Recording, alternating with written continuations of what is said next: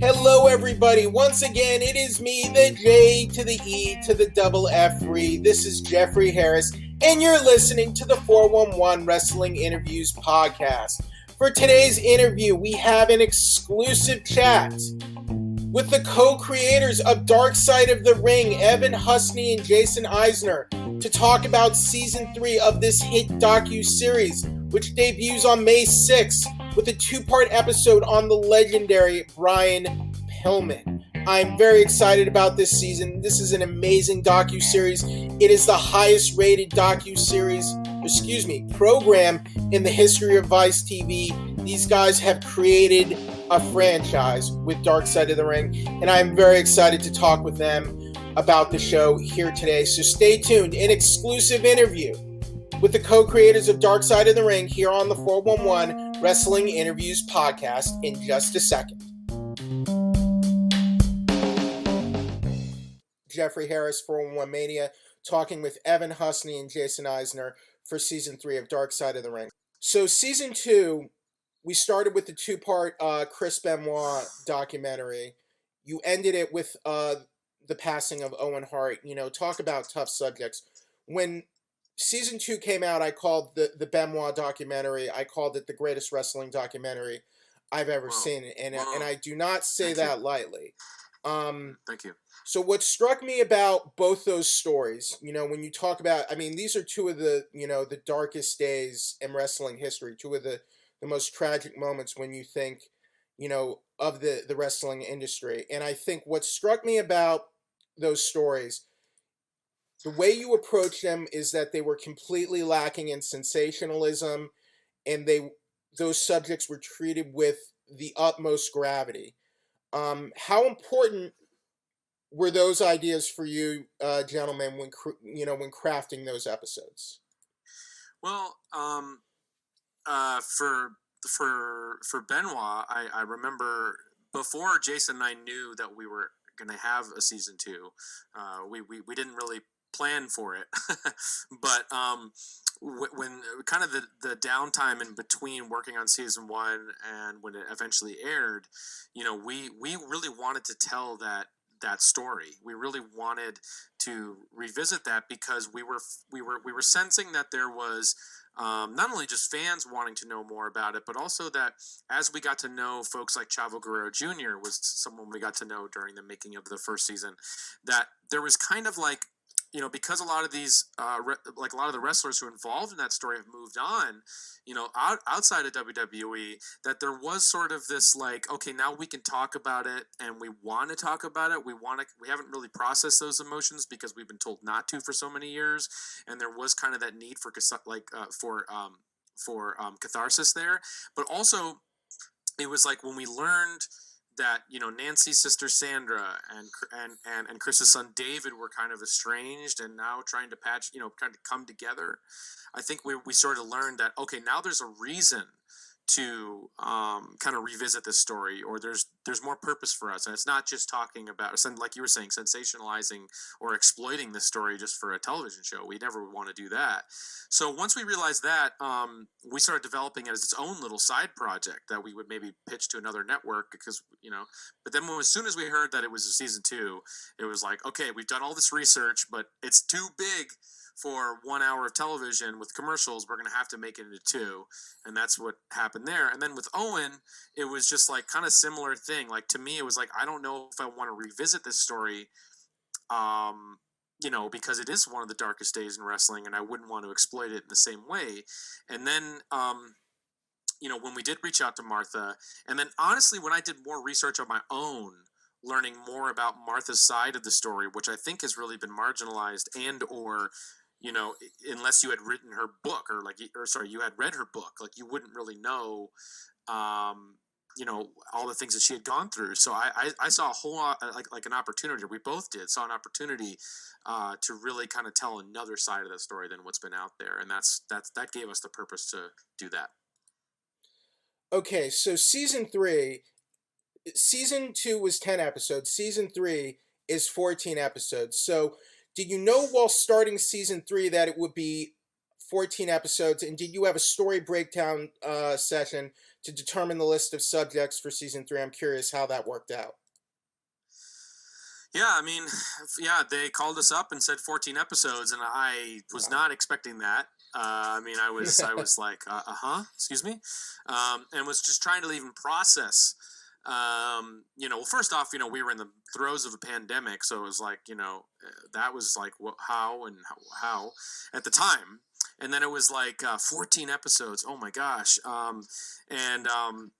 because I mean, Jason and I have had many ideas like Brian Pillman or other stories that we wanted to tell if we had the opportunity to make a third season, but 14 was kind of like bigger than we'd ever anticipated. So yeah, it was 14 from the get-go. And then it was like, when we learned that the season was going to be split up into 2 sections in the year, it made it a little bit more achievable. And it's like, okay, that's cool.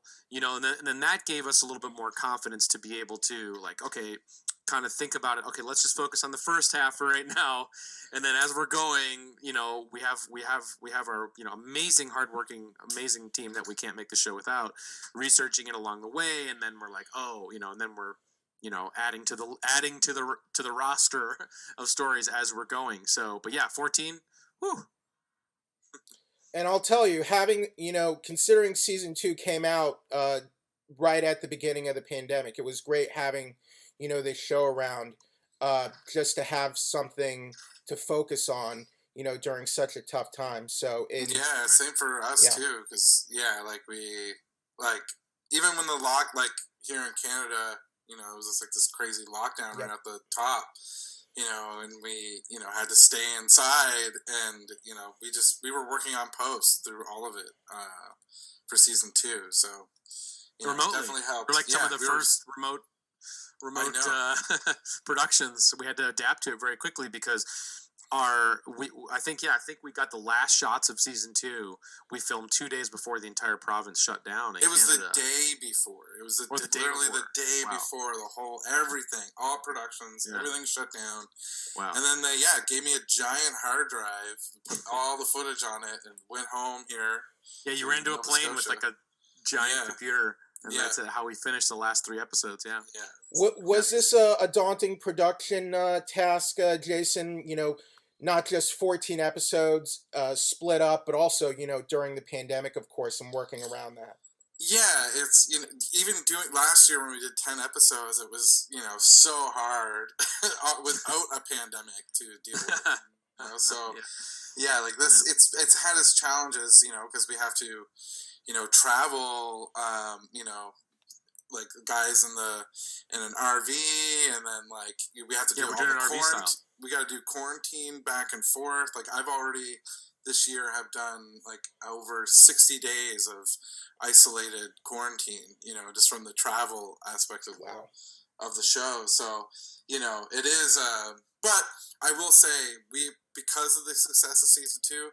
We've been able to get more people on board and create a bigger team, and there's just no way we would have been able to do it like we did last year without having more support. So, and that's been good, and yeah, totally, and that's been good too, and just being really stringent on protocols, and it's adapted how we do things behind the scenes, but it hasn't affected anything in the result of the show. The show is still the same show. So, and Jason and I, that was very important to us, is that we wanted to be extremely safe and do everything right.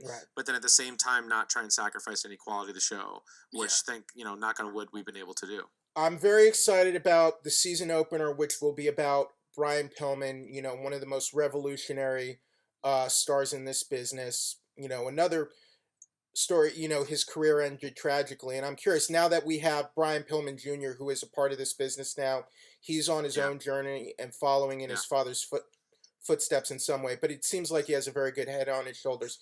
Do we hear from Brian Pillman Jr. In this documentary at all? Oh, boy, do we ever.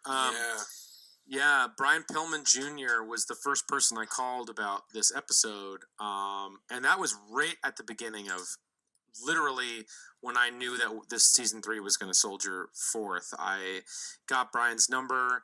I called him because this was always a story that Jason and I wanted to do, and it kind of was like we really wanted Steve Austin to be a part of it, and I figured that like after the success of season 2, we were sort of able to make that more of a possibility to get on his radar a little bit more, and I was like, okay, this will be a great story to kick off season 3 with. It checks all the boxes, it's an incredible story, and Brian Jr. was down right away and wanted to do this, and he rounded up his family, and hit all of his, for the majority of all of his family members are part of this.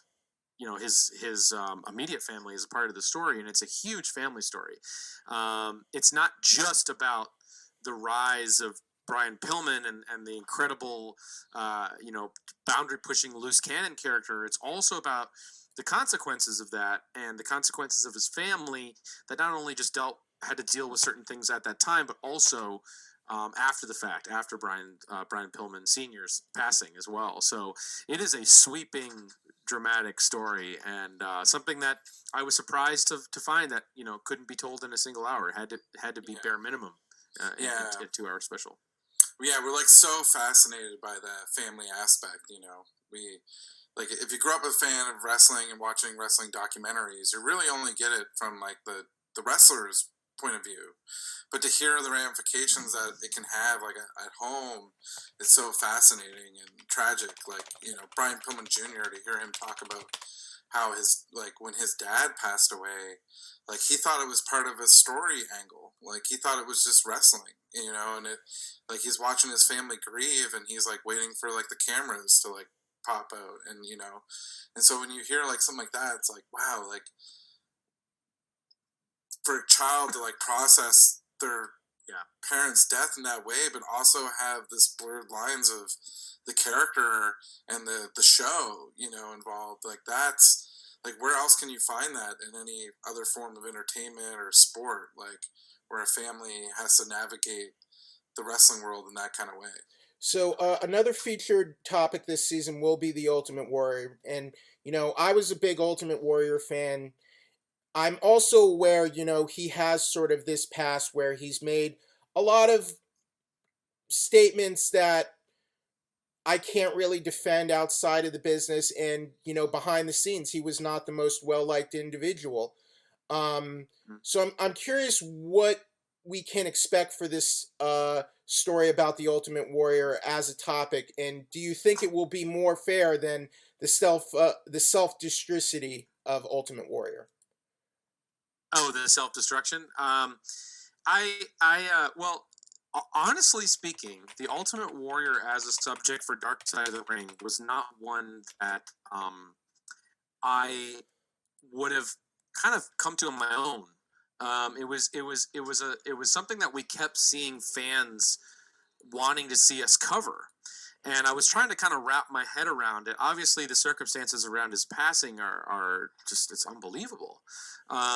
Coming back into the fold with WWE and then passing just a short time after, and after reconciling and everything like that. But for me, it was like I needed to find, for me, some angle on the story, or something with that story that would make it worth us kind of tackling again, because it's been a subject that's been talked about a lot, and for me it was just after speaking with his first wife Sherry, who's amazing, and she just really wanted to humanize Jim. I think in because he is such a historically contentious character in wrestling. Right. And there's a lot that's been written about him. Like you were saying, the self-destruction of the Ultimate Warrior and other things. And I think what we wanted to do was trying to the best that we could, even though sometimes it's hard to find positive voices in the Ultimate Warrior, just to create sort of a human portrait of him, what made him tick, and what made him make the decisions he made in his career. And I think that was, and also telling a story of the experience of what we're always fascinated by the family, point of view in our story, and what it's like to be, married to a major wrestling star, and sort of inheriting that lifestyle. I mean, she married a guy who was a chiropractor. He was he was on track to be, he was a very physically fit chiropractor, but that's who she married. And then all of a sudden he gets swept up into the wrestling world, and it's and it can take a toll on a marriage or on a loved one, and that's something that we explore a lot. And so when that started to emerge out of the story, it became something that we were interested in. Okay, so last question, gentlemen. When I interviewed you guys for the first season, you told us about the Dino Bravo episode, that you had started work on it for the first season, and eventually we got to see the finished product for season 2. So why don't you go ahead and break us one of the next stories that we're going to see in season 4? Perhaps season 4. Perhaps the WWE flight stuck in Saudi Arabia, the WWE in Saudi Arabia situation, maybe. So why don't you go ahead and break that for us right here for this interview? Well, for our 57 episode season 4, we'll get there. We go. No. The one that hint Vice TV. Yeah, right. Every time we've done this, I have to have my semi-stock answer for what the next season episode I want to do, because we get asked it a lot, and normally we like to keep those close to the chest, not for for gatekeeper reasons, mostly just because we want to give the family members the opportunity of knowing first and getting their blessing and things like that. But the one that I said last time around was Collision in Korea, which we were able to make, which was really super cool and very, very fun, zany episode to make. But for the one that I really want to do for season 4, if that's in the cards at all, is to kind of add on to our Texas trilogy. Ooh. Season 1, we had, our Bruiser Brody, Gino Hernandez, Von Erich's run, which is our Texas trilogy. Yeah. So to add on to that series, to make our 4th installment of the Texas series, I think we want to do Gentleman Chris Adams would be a fantastic story to do. Yeah. Amazing. So that's my answer.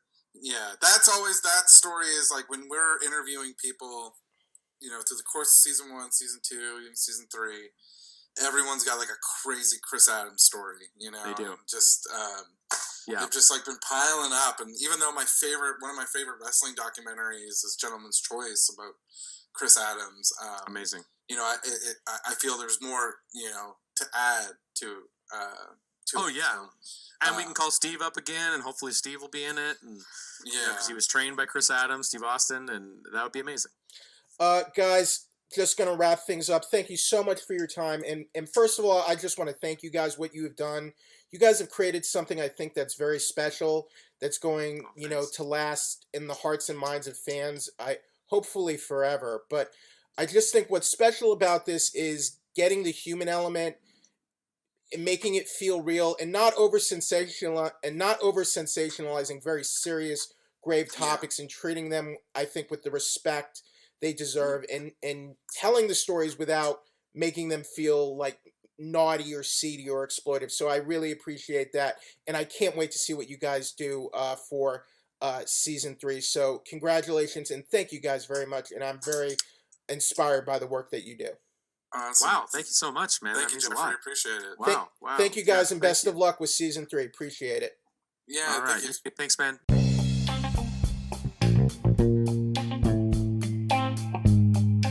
All right, and that was Evan Husney and Jason Eisener, the co-creators of the hit docuseries Dark Side of the Ring. Season 3 debuts Thursday, May 6th on Vice TV, 9 p.m. Eastern Standard Time. Thank you very much to those two for taking the time to speak with us. I am very excited to see more of Season 3. Now, if you'd like more of the 411 Wrestling Interviews podcast, you can listen to us on the 411 Mania YouTube channel. If you can give us a like, a comment, a subscribe, I would very much appreciate that. You can also find us on Apple Podcasts, on Spotify, Stitcher, and Google Play. And if you can give us a 5-star rating or review on any of those platforms, I would very much appreciate it, because it really goes a long way in helping the show. But until next time, everyone, stay safe out there. And once again, this is the J to the E to the double F free. I'm Jeffrey Harris, and you've been listening to the 411 Wrestling Interviews podcast. Bye, everybody.